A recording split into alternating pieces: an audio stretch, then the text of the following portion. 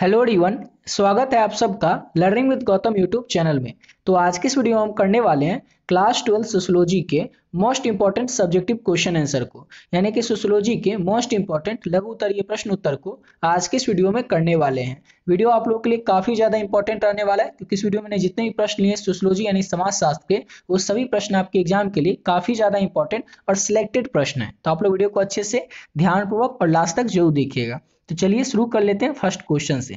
और पहला क्वेश्चन क्या हमारा कि दलित आंदोलन से आप क्या समझते हैं। तो दलित आंदोलन जो है ये भारत में दलित समुदायों के द्वारा सामाजिक, आर्थिक और राजनीतिक समानता की मांग के लिए चलाया गया सामाजिक और राजनीतिक आंदोलन है, जिसका कि उद्देश्य है जाति आधारित भेदभाव, अस्पृश्यता, अन्याय के विरुद्ध लड़ना और समाज में दलितों के अधिकार की स्थापना करना। सिंपल सा क्वेश्चन है कि दलित आंदोलन से आप क्या समझते हैं। तो दलित आंदोलन जो है ना, इस दलित समुदायों के द्वारा, यानी कि जो दलित समुदाय होते हैं, एक समुदाय होता है ना जिसको कि दलित कहा जाता है, तो उन समुदायों के द्वारा सामाजिक, आर्थिक और राजनीतिक समानता के मांग के लिए चलाया गया एक सामाजिक और राजनीतिक आंदोलन होता है। समझ गए, ये जो दलित आंदोलन होता है इसे सामाजिक रूप पर भी और राजनीतिक आंदोलन के रूप में भी चलाया जाता है। और क्यों चलाया जाता है, तो सामाजिक, आर्थिक और राजनीतिक समानता की मांग करने के लिए, जिसका कि उद्देश्य होता है कि जितनी भी जाति आधारित भेदभाव है, जैसे कहा जाता है कि दलित है या किसी और जाति का है, तो इस भेदभाव को खत्म करने के लिए, अस्पृश्यता को खत्म करने के लिए और अन्याय के विरुद्ध लड़ने के लिए इस जो दलित आंदोलन होता है, ये दलितों की अधिकार की स्थापना करने के लिए चलाया जाता है। सिंपल सा याद रखना है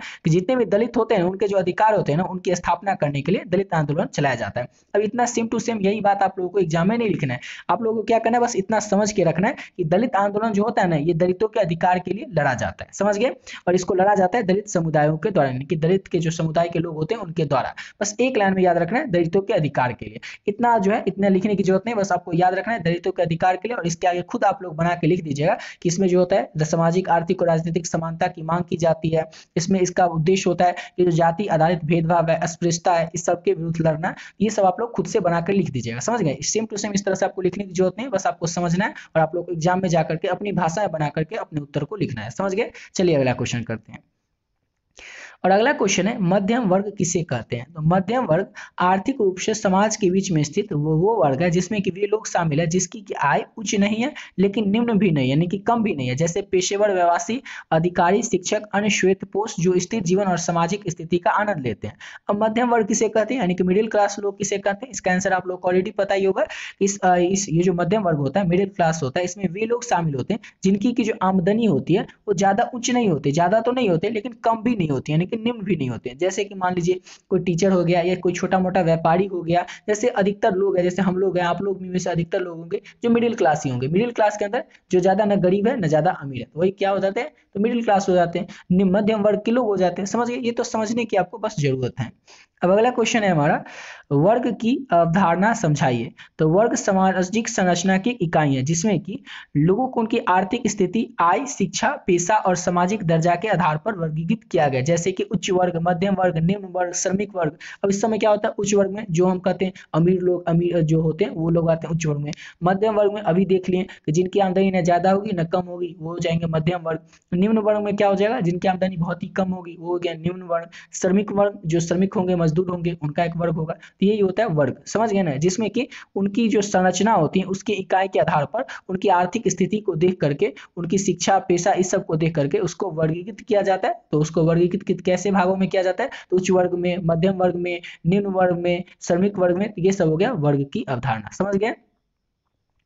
अब अगला क्वेश्चन है, भारतीय समाज एवं संस्कृति के दो विशेषताओं का वर्णन करें। भारतीय समाज और संस्कृति की दो विशेषताओं का वर्णन करना है। तो भारतीय समाज एवं संस्कृति की दो विशेषताएं इस प्रकार से हैं, विविधता में एकता और आध्यात्मिक और परंपरा। विविधता में एकता यानी कि भारत में विभिन्न धर्म, जातियां, भाषाओं और संस्कृतियों का समावेश है जो एकता और समरसता को प्रदर्शित करता है। आध्यात्मिक और परंपरा यानी कि भारतीय संस्कृति में आध्यात्मिकता, धार्मिक अनुष्ठान और परंपरागत मूल्यों का महत्वपूर्ण स्थान है जो जीवन को अर्थ और दिशा प्रदान करते हैं। पहले तो क्वेश्चन समझ लीजिए। क्वेश्चन था हमारा कि भारतीय समाज में जो संस्कृति की दो विशेषता है उसका वर्णन करना है। तो भारतीय समाज की सबसे बड़ी विशेषता है कि धर्मनिरपेक्षता, यानी सभी धर्मों का एक समान एक बराबर हक है। जैसे कि भारत में विभिन्न धर्मों के लोग रहते हैं, विभिन्न जातियों के लोग रहते हैं, भाषाओं के लोग रहते हैं, विभिन्न संस्कृति के लोग रहते हैं, फिर भी सभी लोग जो है एक साथ मिलजुल कर रहते हैं। एकता का प्रतीक है, समझ गए, एकता का प्रतीक है कौन, तो भारत में जितने भी लोग हैं ये सभी, यानी कि हमारे देश में विविधता में एकता है, विभिन्न धर्म विभिन्न जाति के लोग लगते हैं, फिर भी सभी मिलजुल कर रहते हैं। भारत जो है एक धर्मनिरपेक्ष देश है। और दूसरा बात करें भारतीय समाज और संस्कृति की दूसरा विशेषता की, तो दूसरा विशेषता है आध्यात्मिकता और परंपरा। इसमें क्या है, भारतीय संस्कृति में आध्यात्मिकता, धार्मिक अनुष्ठान, परंपरागत मूल्यों का महत्वपूर्ण स्थान है। जैसे कि हम अभी भी क्या करते हैं, जो हमारे सदियों से चला रीति रिवाज होते हैं उसको मानते हैं, जो हमारे धर्म है उसको मानते हैं, जो हमारे त्योहार होते हैं उस सबको मानते हैं। ये सब क्या है, ये सब भारतीय समाज और संस्कृति की दो विशेषताएं। वैसे तो बहुत सारी विशेषताएं, लेकिन इसमें आपको पूछा गया था केवल दो, इसलिए दो बताएं। समझ गए। और अगला क्वेश्चन की ओर बढ़ने से पहले आपको बताना चाहेंगे कि अगर अभी तक आप लोग इस पीडीएफ को नहीं लिए, जिसमें कि आपको मिल रहा है सोशियोलॉजी के इंपॉर्टेंट गेस्ट क्वेश्चन का पीडीएफ, आपके आने वाले एग्जाम के लिए जो इंपॉर्टेंट गेस्ट क्वेश्चन है उसका पीडीएफ मिल रहा है। अगर आप लोग अभी तक नहीं लिए तो इस पीडीएफ को कैसे ले सकते हैं। इस पीडीएफ में पहले तो ये समझ लीजिए कि क्या क्या मिलेगा। तो इस पीडीएफ में आप लोगों को मिलेगा ऑब्जेक्टिव क्वेश्चन और सब्जेक्टिव क्वेश्चन, और साथ ही साथ पीवाईक्यू यानी पिछले साल में पूछे गए प्रश्न और उसका उत्तर। तो पहला जैसे पीडीएफ है सोशियोलॉजी का, इसमें 600 ऑब्जेक्टिव क्वेश्चन है। इसमें क्वेश्चन किस तरह से है, तो आपके सोशियोलॉजी में यानी कि समाजशास्त्र में बुक में जितने भी चैप्टर है ना, हर एक चैप्टर का चैप्टर वाइज, चैप्टर फर्स्ट से लेकर के लास्ट चैप्टर तक जितने भी चैप्टर है, हर एक चैप्टर का जो भी इंपॉर्टेंट ऑब्जेक्टिव क्वेश्चन है आपके एग्जाम के लिए, आपके आने वाले एग्जाम के लिए, वो सारा प्रश्न इसमें ऐड कर दिया गया चैप्टर वाइज ऑब्जेक्टिव क्वेश्चन। और सेम इसी तरह से जो भी इंपॉर्टेंट सब्जेक्टिव क्वेश्चन है चैप्टर वाइज, चैप्टर फर्स्ट से लेकर के लास्ट चैप्टर तक, जो चाहे सब्जेक्टिव क्वेश्चन में भी, चाहे वो लघु उत्तरीय प्रश्न हो या दीर्घ उत्तरीय प्रश्न हो, इंपॉर्टेंट क्वेश्चन वो सारा इस पीडीएफ में ऐड कर दिया गया। और इस पीडीएफ की जो प्राइस है ना, वो केवल और केवल 20 रुपीज है, यानी कि 20 रुपए है। 20 रुपए पे करके इस पीडीएफ को ले सकते हैं आप लोग। और इसका प्राइस इतना कम इसीलिए रखें ताकि हर एक बच्चा, हर एक स्टूडेंट जो है इस पीडीएफ को ले सकेगा, अफोर्ड कर सकेगा और अपने आने वाले एग्जाम की तैयारी बहुत ही बढ़िया तरीके से कर पाएगा। अब पे कैसे करना है और लेना कैसे है, तो ये नंबर है 7903820891। इस नंबर पे आप लोग फोन पे, गूगल पे, पेटीएम किसी माध्यम से पे कर सकते हैं। जैसे आप लोग इस नंबर पे 20 रुपीज पे करेंगे, आप लोगों को स्क्रीनशॉट ले लेना है और इसी नंबर से जो व्हाट्सएप है उस व्हाट्सएप पे आपको स्क्रीनशॉट भेज देना है और एक बस छोटा सा मैसेज कर देना है सोशियोलॉजी, जिससे ये पता चल जाए कि आप लोगों को सोशियोलॉजी का यानी कि समाजशास्त्र का पीडीएफ चाहिए। जैसे आप मैसेज करेंगे, पे करके स्क्रीनशॉट भेजेंगे, आपको जो पीडीएफ है तुरंत मिल जाएगा। और इस पीडीएफ को लेकर के आप लोग बहुत ही बढ़िया तरीके से अपने एग्जाम की तैयारी और बहुत ही कम समय में कर सकते हैं। समझ गए। जैसे कि अगर बात कर ले, आपके एग्जाम में जो भी प्रश्न आएगा ना, उसका अधिकतर प्रश्न 90% प्रश्न आप लोगों को इसी पीडीएफ से देखने को मिल जाएगा। अब ऐसा इसलिए करें क्योंकि आपके एग्जाम में जो भी प्रश्न आएगा वो आएगा कहाँ से, तो बुक से ही आएगा ना, सोशियोलॉजी के बुक से आएगा, किसी चैप्टर से आएगा। और हर एक चैप्टर का जो भी ऑब्जेक्टिव इंपॉर्टेंट है या सब्जेक्टिव इंपॉर्टेंट है, सारा का सारा प्रश्न आप लोगों को इस पीडीएफ में देखने को मिल जाएगा। इसको अगर अच्छे से कर लेते हैं तो आपसे एग्जाम में एक भी प्रश्न नहीं छूटने वाला है। आपके एग्जाम में जो भी प्रश्न आएंगे उसका अधिकतर प्रश्न आप लोगों को इसी पीडीएफ से देखने को मिल जाएगा। तो जो भी बच्चे अभी तक इस पीडीएफ को नहीं लिए, इसको जरूर ले लीजिएगा। इसको लेकर के आप लोग अपने एग्जाम की तैयारी और भी बेहतरीन ढंग से कर सकते हैं। समझ गए। चलिए अगला क्वेश्चन करते हैं। अगला क्वेश्चन है, भारत में उपनिवेश से आए किन्हीं दो परिवर्तनों का उल्लेख करें। पहले तो समझना होगा उपनिवेशवाद क्या होता है। तो उपनिवेशवाद वो होता है जो कि ब्रिटेन ने हमारे ऊपर किया था, यानी कि जो हमें हमारा गुलाम बना कर रखा था, हमारे ऊपर उपनिवेश किया था, इसी को कहा जाता है उपनिवेशवाद। समझ गए। जो कि कोई देश जो होता है किसी देश पर कब्जा कर लेता और अपने उस देश के प्राकृतिक संसाधनों को भरपूर यूज करता है। जैसे कि ब्रिटेन ने क्या किया था, हमारे ऊपर उपनिवेशवाद किया था। तो भारत में जो उपनिवेशवाद हुआ था, इसके दो परिवर्तन, इससे क्या क्या हुए, तो उन दो परिवर्तनों का आपको उल्लेख करना है। तो भारत में उपनिवेशवाद से आए दो परिवर्तन इस प्रकार से हैं। पहला तो आर्थिक परिवर्तन और दूसरा है शैक्षिक परिवर्तन। भारत की अर्थव्यवस्था का विकास ब्रिटिश उपनिवेशवाद के तहत हुआ, जिसमें कि औद्योगिकरण, रेलवे नेटवर्क और बैंकिंग प्रणाली की स्थापना हुई।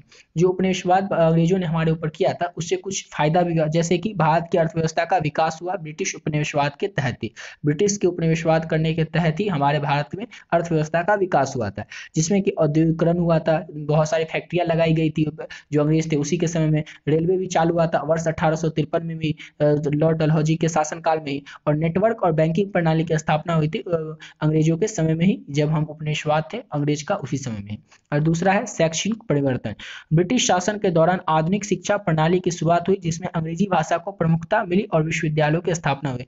जो विश्वविद्यालय हुए यानी कि यूनिवर्सिटी हुई, कॉलेज हुई, इसकी जो स्थापना थी वो अंग्रेजों के समय से ही शुरू हो गई थी। जैसे अगर आप लोग जानते हो कि बिहार का सबसे सबसे फेमस है पूसा कृषि विश्वविद्यालय, समझ गए ना। ये जो है अंग्रेजों के समय में ही बना था सबसे पहले, ये जो आप लोगों को लग रहा होगा अभी बना नहीं, ये अंग्रेजों के समय में ही बना था। और बिहार का आपको पता होगा कितना है फेमस पूसा कृषि विश्वविद्यालय, और ये सबको पता ही होगा। ये जो है अंग्रेजों के समय ही बना था और इस तरह के बहुत सारे कॉलेज और यूनिवर्सिटी बने थे।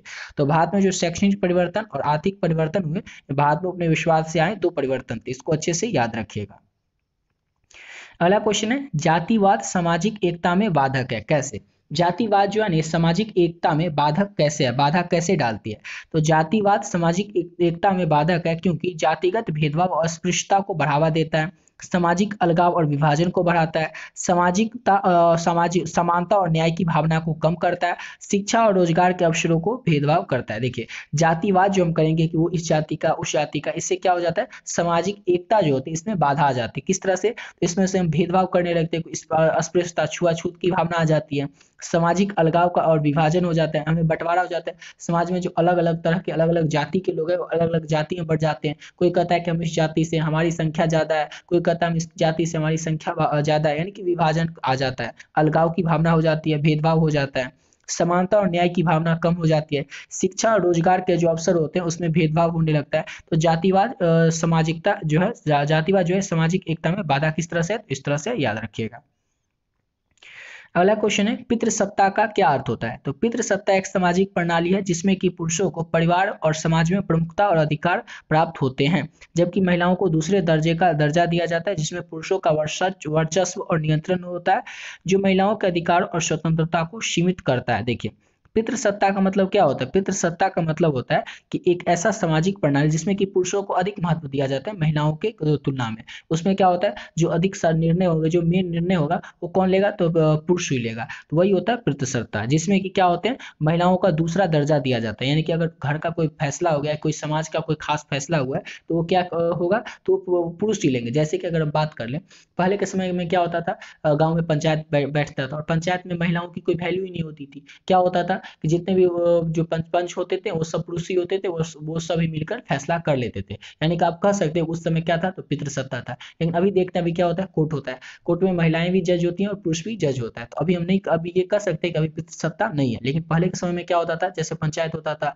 या घर में ही, अभी तो क्या होता है, घर में पुरुष भी अधिकतर घरों में काम करते हैं, महिलाएं भी काम करती है। लेकिन क्या होता था, पुरुष ही काम करते हैं, पुरुष ही सारा फैसला लेता है, मेन फैसला, तो स्त्री का कोई वैल्यू ही नहीं होता। तो यही होता है पितृसत्ता, समझ गए, जिसमें कि पुरुष को अधिक महत्व देता है, महत्व दिया जाता है स्त्रियों के मुकाबले।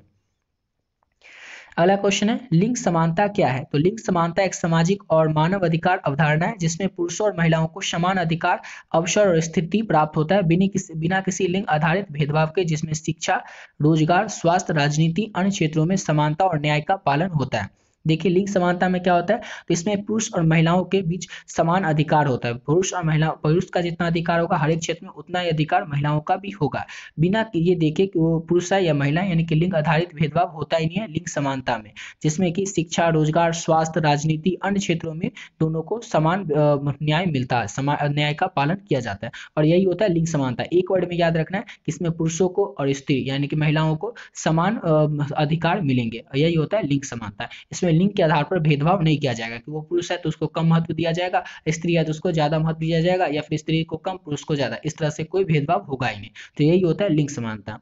आशा करता हूं आप लोग को वीडियो अच्छा लगा होगा और अच्छे तरीके से सारा क्वेश्चन समझ में आ ही गया होगा। जितना क्वेश्चन बताएं सभी क्वेश्चन आपके एग्जाम के लिए काफी ज्यादा इंपॉर्टेंट और चुने हुए प्रश्न थे, सब आप लोग अच्छे से समझ गए ही होंगे। और इसको रिवीजन करने के लिए आपको ऊपर बता ही चुके हैं कि अभी तक आप लोग इस पीडीएफ को नहीं लिए जरूर ले लीजिएगा, कोई खास प्राइस नहीं, इतना तो आप लोग 20 रुपीज ऐसे ही कोई बिस्किट या चॉकलेट खा के खर्च कर देते होंगे, लेकिन इसको पर ले लेते हैं, इसमें जितना क्वेश्चन है इसको अच्छे से पढ़ लेते हैं तो आपके एग्जाम बहुत ही अच्छे जाएंगे। आपके एग्जाम में जो भी प्रश्न आएंगे उसका 90% प्रश्न आप लोगों को इसी पीडीएफ से देखने को मिल जाएगा। तो जो भी बच्चे अभी तक नहीं लिए इस पीडीएफ को ले लीजिएगा और अच्छे तरीके से अपने एग्जाम की तैयारी कर लीजिएगा। ठीक है, मिलते हैं नेक्स्ट वीडियो में नए वीडियो के साथ।